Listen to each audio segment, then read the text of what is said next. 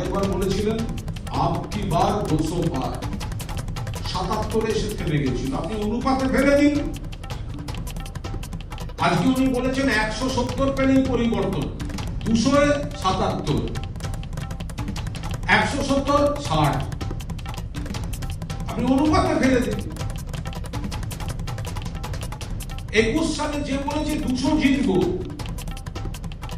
77-এ আটকে গেছে, 26 সালে এসে সে নিজেই কমিয়ে ফেলেছে 170। নিশ্চিত পরাজয় বুঝে গেছেন। মুখ রক্ষায় এই ধরনের এখন এখানে প্ররোচনামূলক কথা বলে বেড়াচ্ছেন এবং সমস্ত রকম নোংরা দিয়ে কাজ করছেন। নন্দীগ্রামে আমাদের কর্মী খুন হয়ে গেল, ফরিদ দাস গতকাল থেকে হুমকি দিয়েছে বিজেপি কর্মীরা, গতকাল থেকে হুমকি দিয়েছে, তারপর পিটিয়ে মেরে দিয়েছে। বিজেপির প্ররোচনা, বিজেপি গন্ডগোল চাইছে। কালিয়াচকে কি হয়েছে?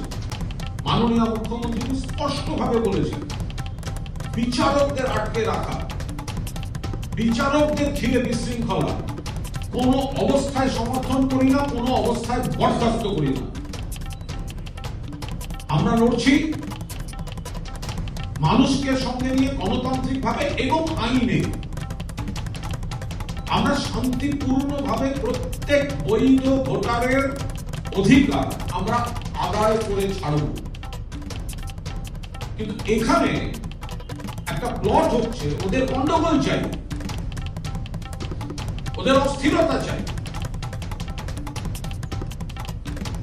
কাল থেকে আরম্ভ করেছে আইন শৃঙ্খলা। কাদের হাতে আইন শৃঙ্খলা?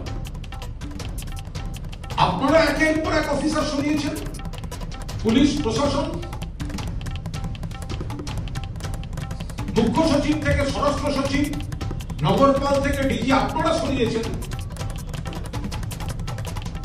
অলিখিত জরুরি অবস্থা আপনারা জারি করেছেন, কৈফিয়ত দেবেন মমতা বন্দ্যোপাধ্যায়ের সরকার। হয় নাকি কখনো?